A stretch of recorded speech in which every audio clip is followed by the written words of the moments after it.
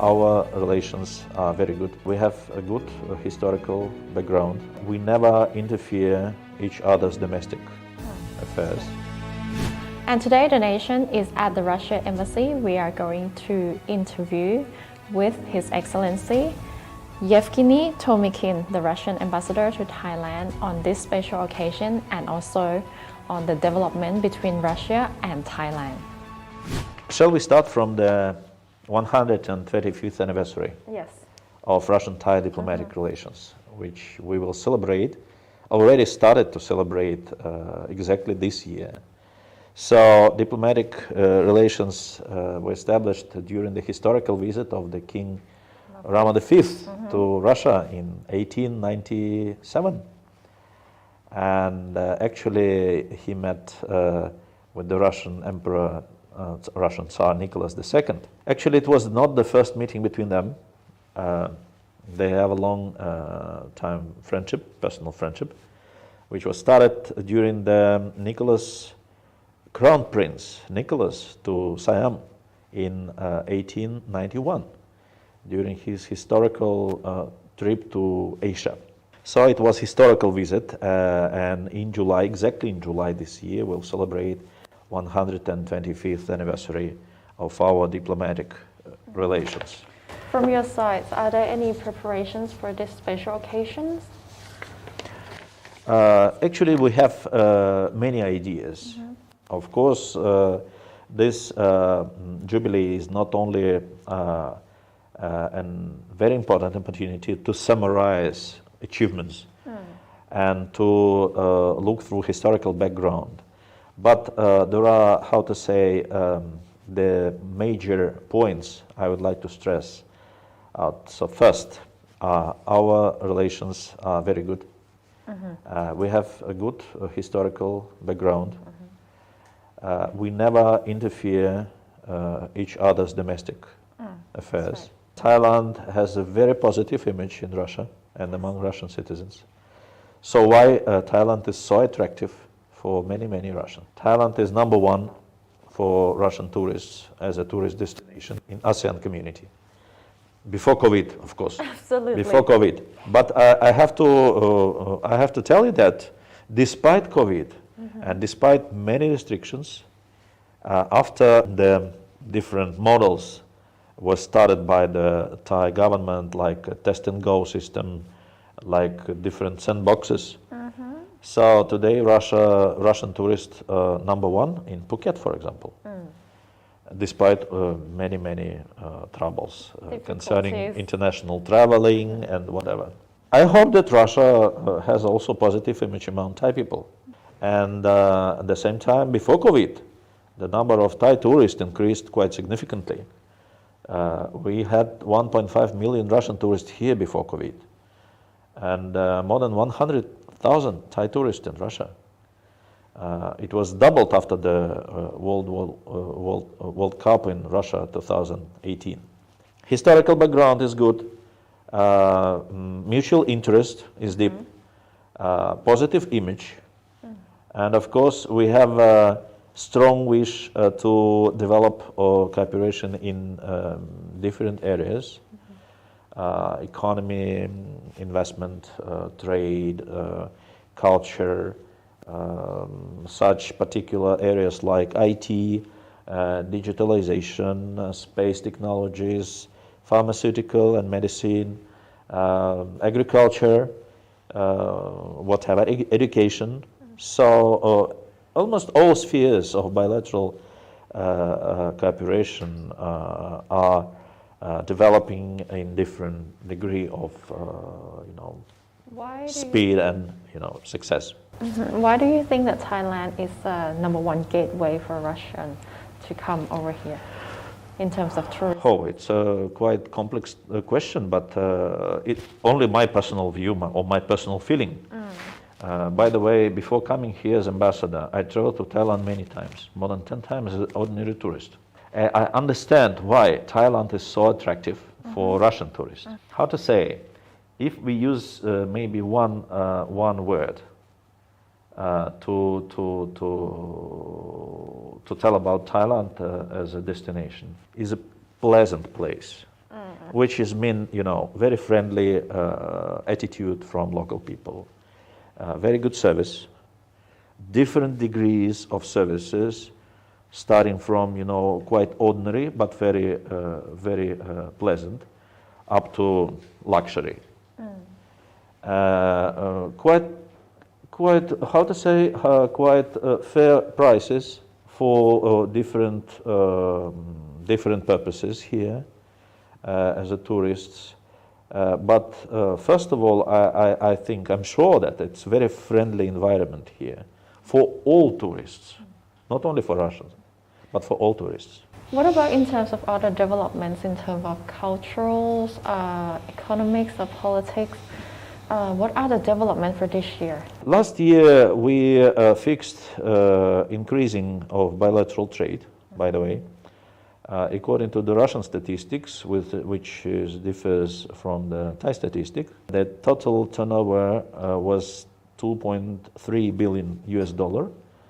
Thai statistics is more, it's about $3 billion US dollars. It's more or less comparative to the pre-COVID times. But we see that increasing not, Russian export, but also import from Thailand. This year, we're looking forward to have first the personal contact, maybe still video conference between co-chairs of our big commission on cooperation. Co-chairs from two sides are Deputy Prime Minister and Minister of Foreign Affairs, Don Prometvinai, and the Minister of Industry and Trade of the Russian Federation, Denis Manturov. We hope that this meeting will be very soon. And of course, we are preparing for the next session of this big commission. This commission actually organizationally consists a lot of subcommissions and working groups, which covers different areas of cooperation, including trade, investment, agriculture, energy, nuclear technologies, environment, tourism, so many areas covered by special mechanisms. So we hope that during this year, despite many troubles, we will have more achievements concerning bilateral trade and investment. By the way, just several weeks ago, we agreed with Thai partners concerning the special certificate which will allow the Thai importers to import the Russian dairy products in the future. So we're pushing forward our cooperation in agriculture. By the way, the biggest investor from Thailand to the Russian agriculture sector is CP Group. Total investment is already 1.8 billion US dollar.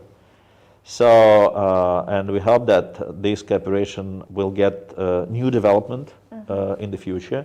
We're talking about, the access of different products of agriculture from Russia to Thailand, as well as from Thailand, because our country is located in absolutely different climate zones. And Russia, as well as Thailand, we have our unique advantages in this area of cooperation. So, of course, education is a very important area. Maybe I just answer this question a little bit longer, because too much areas of cooperation. I would like to demonstrate how we looking forward to new progress in different areas of cooperation. Education, for example. Education, yes.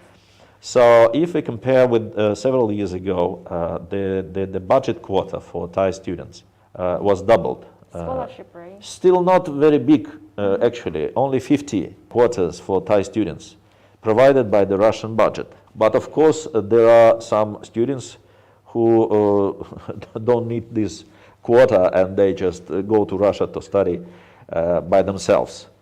But anyway, of course, not only Russian language and literature are popular topic for Thai students, but also medicine, politology, IT, computer technologies, as well as space technologies, biotechnologies becomes more and more interesting for Thai students. By the way, despite 50 quotas provided by the Russian government, there are, in addition, there are more students received in Russian military universities from Thailand. We, we restarted military education exchanges from the year of 2020.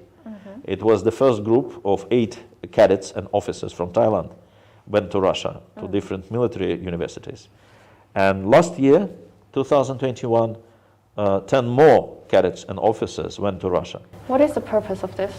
Still, there are 2 major different options, short-term and long-term. Right. You know, I mean, full scholarship. So mostly cadets go to Russia for full scholarship. They stay in Russia in military universities 5 or even 6 years, in spite of specialty. They start with learning Russian and then start to learn specialization.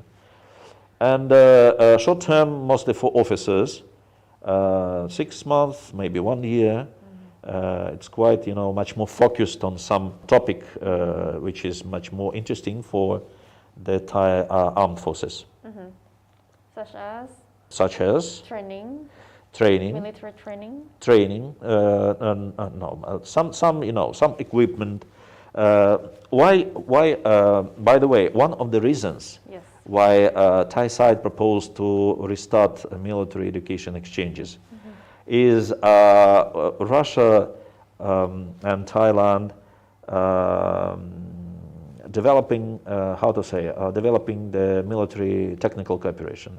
So we supply some equipment, we supply some technique which should be used by local officers and local military staff. So that's a very important reason why Thai cadets and Thai officers go to Russia to study some specialization concerning military equipment, weapon, and some technique. So it's very important for successful using of all this equipment here. So coming back to the education corporations, so far you have given scholarships, but let's say to the Thai youngsters, some of them they still haven't heard about that. Do you think that this year or maybe in the future that you would have some cooperations with the university? Good question. Thailand? We understand that we have to explore more models and more ideas concerning education exchanges. So why last year we initiated and the first Russian-Thai universities Rectors Forum. Organizers were from the Russian side was the Russian Union of the Universities Rectors and the St. Petersburg University of Economy.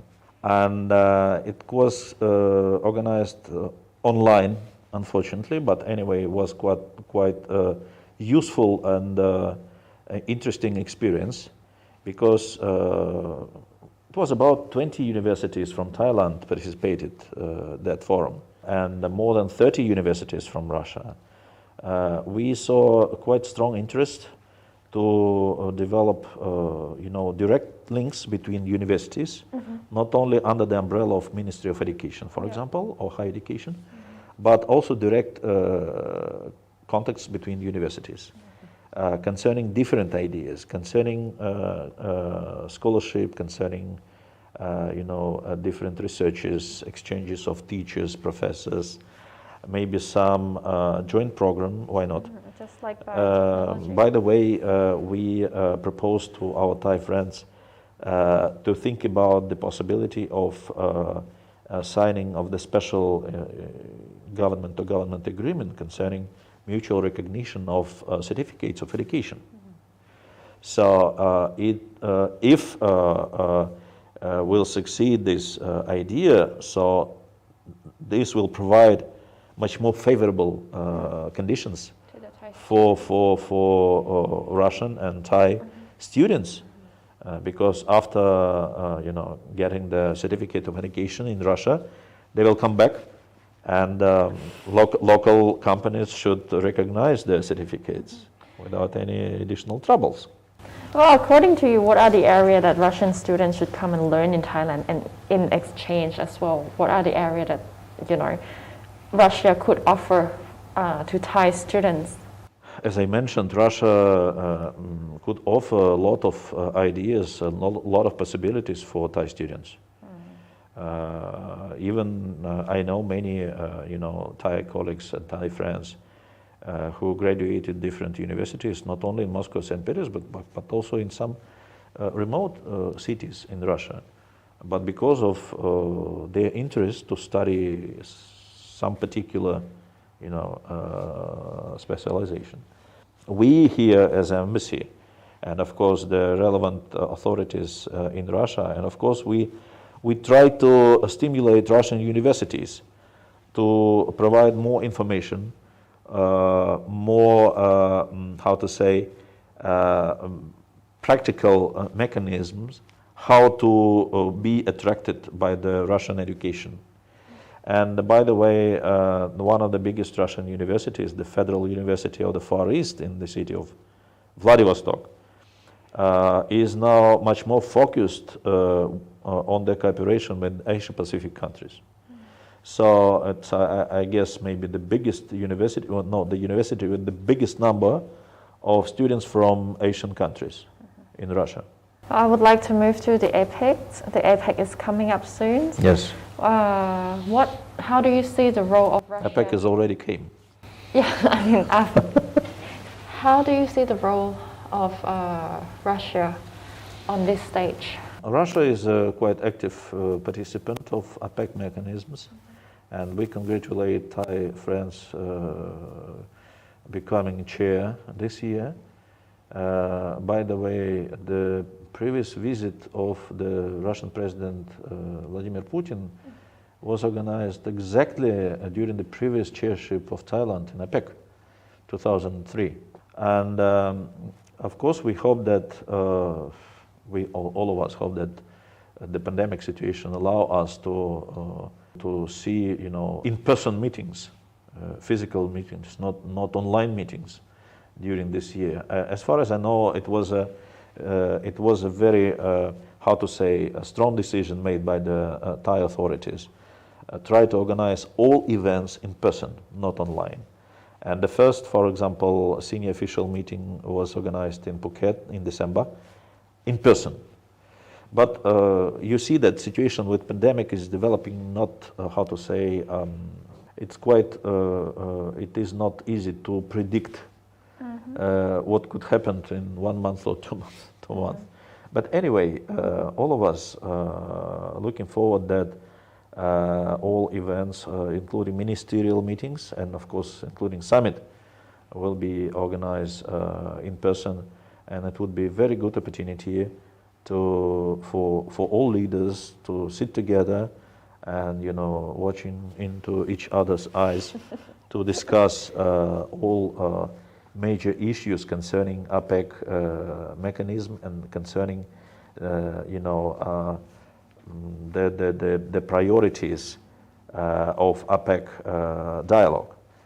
Of course, we support Thai colleagues' efforts to do that, and we have very good collaboration with Thai chairship. And I wish that Thailand may get more successes during this year, because exactly concerning Apec, we remember that at least during last 3, even 4 years, there was no summits. 2 years because of COVID, and before that it was, if I'm correct, it was Chilean chairship, but because of domestic troubles, the summit was cancelled. So it's quite a long period of time. So why Thai colleagues are so active and so decisive in wish, to organize all events in person here, and with the very high interest from all participants, from all economies. Thank you very much for your visit. And thank you very much for inviting the nation as well. And We hope to hear more from the Russia Embassy